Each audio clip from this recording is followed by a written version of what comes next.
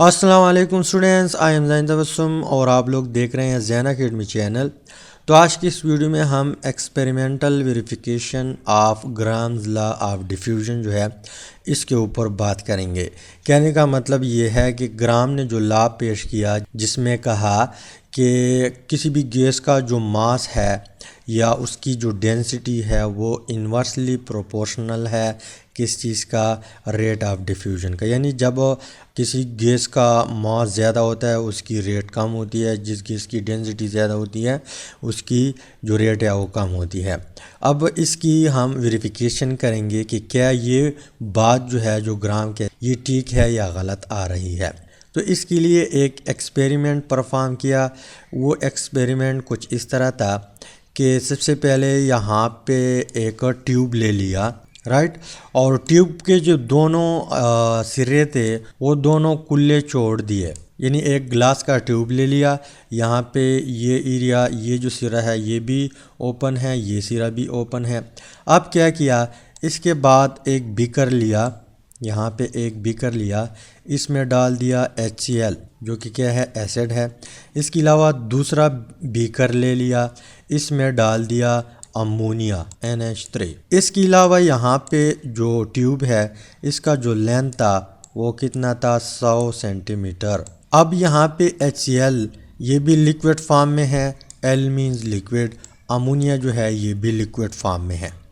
तो ऐसा किया कि जो काटन होता है, काटन कपास, उसका एक छोटा सा टुकड़ा यहाँ पे मतलब उठा के इस तरह एक कपास का टुकड़ा उठाया, यहाँ पे कपास है और इसको डबो दिया इसमें भी, और एक दूसरा कपास का टुकड़ा, ये कपास है या जिसको हम इंग्लिश में काटन कहते हैं, वो उठा के इसमें डबो दिया। दोनों में डबो के फिर यहाँ पे इसको यहाँ पे फिट किया, इसको यहाँ पे फिट किया, लेकिन एक टाइम में। यानी यहाँ पे ऐसा नहीं किया कि एक कपास का जो टुकड़ा है जिसको HCl में डबो के यहाँ पे फिट किया, फिर यहाँ पे चाय माय पी के, एक कप चाय पका के फिर पी के फिर आया, फिर यहाँ पे अमोनिया में जो कपास का टुकड़ा है वो डबो के फिर यहाँ पे लगाया। इस तरह नहीं, यानी एक टाइम में एक साथ दोनों डब्बों के यहाँ पे लगा दिए। अब ये जो कपास का टुकड़ा था ये HCl के ऊपर गीला हुआ था, ये अमोनिया के ऊपर गीला हुआ था। इसके बाद दोनों एक टाइम लगा के फिर सील किया, यानी यहाँ पे दोनों ओपनिंग जो है उसको बंद किया। जब बंद किया तो यहाँ पे जो HCl है वो डिफ्यूजन स्टार्ट करेगा, अमोनिया जो है वो भी डिफ्यूजन स्टार्ट करेगा। अब इस एरिया से तो रास्ता बंद है, ज़रूर ये इसकी तरफ, इस साइड की तरफ मूवमेंट स्टार्ट करेगा। इसके अलावा अमोनिया जो है इस साइड की तरफ ये बंद है, तो डिफ्यूजन यानी जो इसकी जो रेट है या इसकी जो मूवमेंट है वो स्टार्ट करेगा, डिफ्यूजन स्टार्ट करेगा। तो HCl इस साइड से इस तरफ जाएगा और अमोनिया इस साइड से इस तरफ जाएगा। यहाँ पे ऐसा काम हुआ, कुछ टाइम गुजरने के बाद यहाँ पे एक वाइट रिंग बना। क्या बना? एक वाइट किस्म का रिंग बना। अब ये वाइट किस्म का रिंग जो था वो अमोनियम क्लोराइड का था, NH4Cl था, यानी जो अमोनियम क्लोराइड है उसका था ये रिंग। यानी ये इसका कलर और इसका कलर एक जैसा है, यानी यहाँ पे रिएक्शन हुआ। रिएक्शन कैसी हुआ? अमोनिया यहाँ पे आ रहा था, यहाँ पे पहुँचा, और HCl यहाँ से आ रहा था, यहाँ पे पहुँचा। जैसे इसकी आपस में टक्कर हो गई तो इन्होंने फ़ौरन रिएक्शन किया। रिएक्शन कुछ इस तरह होगा कि अमोनिया जो है NH3, यहाँ पे जो नाइट्रोजन है इसके पास लोन पेयर है और ये है भी बेस। इसके अलावा HCl जो है ये एसिड है, तो HCl जो है इसके साथ जो हाइड्रोजन लगा हुआ है ये HCl से कहता है कि मुझे छोड़ दो, मैं तेरी दोस्ती या यारी वगैरह नहीं करता। ये लोन पेयर नाइट्रोजन इसको देता है, तो यहाँ पे हो जाता है अमोनियम आयन बन जाता है, अमोनियम आयन NH4, और नाइट्रोजन के पास चार्ज भी आएगा क्योंकि इन्होंने लोन पेयर दे दिया। हाइड्रोजन को इस तरह छोड़ा हुआ है कि हाइड्रोजन का जो इलेक्ट्रॉन है वो क्लोरीन ने लेके हाइड्रोजन को छोड़ा है कि इलेक्ट्रॉन मुझे दे दो फिर आप जा सकते हैं। तो हाइड्रोजन ने कहा कि ठीक, मैं आपको अपना इलेक्ट्रॉन देता हूँ तो आप मुझे छोड़ दे। जैसे इसको छोड़ा, अमोनिया ने यहाँ पे नाइट्रोजन ने जो पेयर है उसको दे दिया, किसको, हाइड्रोजन को, और यहाँ पे बॉन्ड बना। इसके रिज़ल्ट में इसके ऊपर चार्ज आया। इसके अलावा क्लोरीन ने जैसे हाइड्रोजन से इलेक्ट्रॉन गेन किया, इसके ऊपर नेगेटिव चार्ज आया। नेगेटिव चार्ज आने के बाद यहाँ पे ये चार्ज इस चार्ज के साथ कैंसिल हो जाता है और अमोनियम क्लोराइड बन जाता है। इसका जो कलर है वो वाइट होता है। तो यहाँ पे एक रिंग बना। अब इस रिएक्शन से ज़ाहिर होता है कि अमोनिया ने इतना फासला कवर किया और क्लोरीन ने HCl ने इतना फासला कवर किया। जब मेजर किया तो ये 40 सेंटीमीटर था, 40 सेंटीमीटर, और ये जो फासला था ये था 60 सेंटीमीटर। टोटल ट्यूब कितना था, 100 सेंटीमीटर।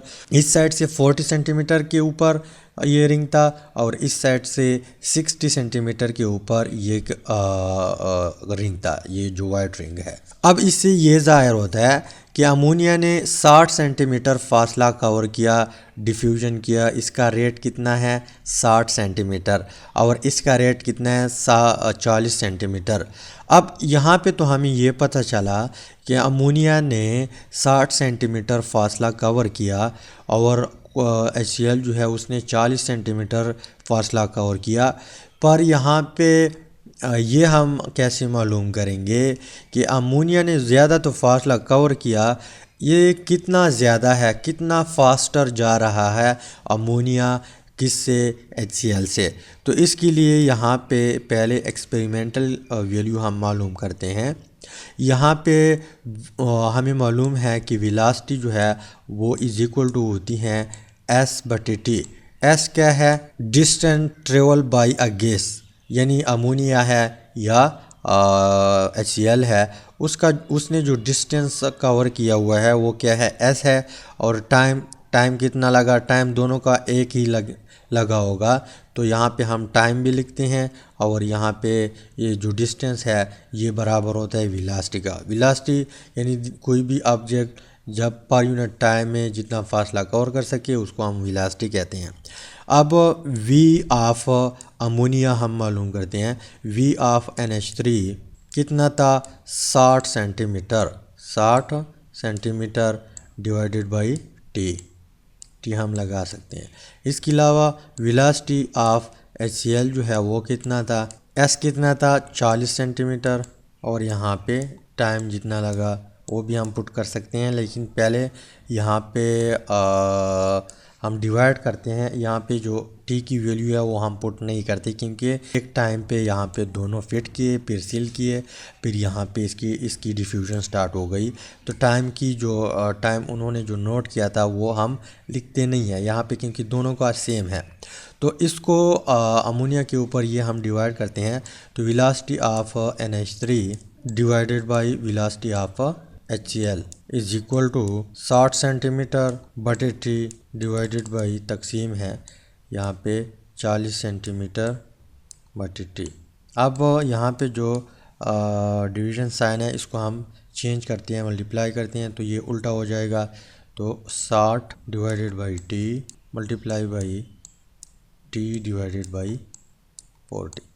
अब T जो है T के साथ मर जाएगा, 0 का आ जाएगा, और यहाँ पे 6/4।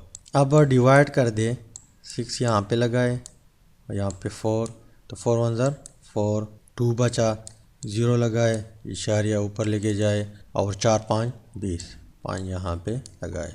तो इट मीन्स कि यहाँ पे इसकी जो वैल्यू आ गई वो कितनी है, 1.5। अब 1.5 का मतलब ये है कि अमोनिया गैस 1.5 टाइम फास्टर है किससे, HCl से। अमोनिया गैस 1.5 टाइम फास्टर है किससे, HCl से। ये एक्सपेरिमेंटल वैल्यू है। क्या है, ये एक्सपेरिमेंटल वैल्यू है। अब जो एक्सपेरिमेंटल वैल्यू आई है ये जो अमोनिया की डेंसिटी और HCl की डेंसिटी, इसको ग्राम्स ला में हम फिट कर देंगे और डिवाइड करके अगर ये वैल्यू आ गई तो फिर ग्राम्स ला ठीक है। या हम अमोनिया का जो मास है, मॉलिक्यूलर मास, और HCl का मास, वो हम ग्राम्स ला में ऐड करते हैं और फिर डिवाइड करके करके अगर वैल्यू ये आ गई तो फिर ग्राम्स ला क्या होगा, ठीक होगा। अगर एक्सपेरिमेंटल वैल्यू के साथ उसकी मैचिंग हो गई तो हम ग्राम्स ला हमें मालूम है कि रेट ऑफ ए, यानी rate of A divided by rate of B is equal to as a whole square root. और ये चीज़ें हम ऑलरेडी प्रीवियस वीडियो में डिस्कस कर चुके हैं। तो यहाँ पे सबसे पहले जो अमोनिया है NH3, इसकी जो डेंसिटी है, डेंसिटी 0.76 ग्राम पर डेसीमीटर क्यूब। इसके अलावा डेंसिटी ऑफ HCl जो है वो है 1.66 ग्राम पर डेसीमीटर क्यूब। अब हमें ऑलरेडी फार्मूला मालूम है ग्राम्स ला का, तो उसमें हम ये वैल्यू पुट करते हैं। तो rate of ammonia divided by rate of HCl is equal to whole square root, और यहाँ पे इन्वर्सली रिलेशन है, तो यहाँ पे 1.66 डिवाइडेड बाई 0.76। अब कैलकुलेटर हम ओपन करते हैं तो यहाँ पे 1.66 divided by 0.76 is equal to 2 point इतना आता है। यहाँ पे हम स्क्वायर रूट लेते हैं तो यहाँ पे आंसर हमारे पास आता है 1.477। अब ये जो वैल्यू है ये तकरीबन 1.5 के बराबर है, यानी हम इस तरह साइन लगाते हैं, ये तकरीबन इसके बराबर है। या अगर हम राउंड ऑफ करें तो 1.5 आता है, यानी यहाँ पे 7 फिर 8 यहाँ पे 5, यानी राउंड ऑफ करके ये इतनी वैल्यू आती हैं। तो इट मीन्स कि ग्राम्स ला जो है बिल्कुल करेक्ट ला है। क्योंकि एक्सपेरिमेंटली जितनी वैल्यू आ गई उतनी वैल्यू ग्राम्स ला से भी आती हैं। इसके अलावा यहाँ पे अमोनिया जो है इसका अगर हम मॉलिक्यूलर मास देख ले, मॉलिक्यूलर मास तो नाइट्रोजन का 14 है और 3 हाइड्रोजन है, तो 15 ग्राम पर मोल। अगर मोल हम नहीं लेते तो AMU होगा। HCl जो है इसका जो मास है क्लोरीन का 35.5 है और हाइड्रोजन भी है तो 36.5 ग्राम पर मोल, यानी हम अगर 1 मोल ले ले तो उसका मास कितना होगा, 36.5 ग्राम होगा। अब हम फार्मूले में लगाते हैं और देखते हैं कि इससे भी वैल्यू इतनी आती है या नहीं आती। अगर आ गई वैल्यू तो ग्राम्स ला बिल्कुल करेक्ट होगा, बिल्कुल सही होगा। तो हमारे पास rate of ammonia divided by rate of HCl is equal to whole square root. अब ये इन्वर्सली रिलेशन है तो डिनोमिनेटर में इसका जो मास है वो हम लगाएंगे तो 17 ग्राम, और यहाँ पे HCl का मास यहाँ पे लगाएंगे 36.5 ग्राम। अब कैलकुलेटर अगेन ओपन करते हैं, इसको हम ख़त्म करते हैं तो 36.5 divided by 17 is equal to ये आता है 2.147, और अगेन यहाँ पे स्क्वायर रूट लेते हैं तो 1.465 आता है। 1.467 इतना आता है। तो ये राउंड ऑफ करके हमारे पास क्या है, बराबर है तकरीबन 1.5 के। अब ये 1.5 एक्सपेरिमेंटल वैल्यू है तो इसके बराबर है या इसके तकरीबन है, तो इट मीन्स के ग्राम्स ला बिल्कुल ठीक है। एक्सपेरिमेंटली हमने देख लिया तो ग्राम्स लॉ बिल्कुल करेक्ट लॉ है। तो उम्मीद करता हूँ यहाँ तक आप लोगों को वीडियो की समझ आई होगी। अगर समझ आई है तो वीडियो को लाइक करें, शेयर करें, चैनल को सब्सक्राइब करें। इंशाल्लाह नेक्स्ट वीडियो में हम ग्राम्स लॉ की जो न्यूमेरिकल है वो करेंगे। Finally thanks for watching.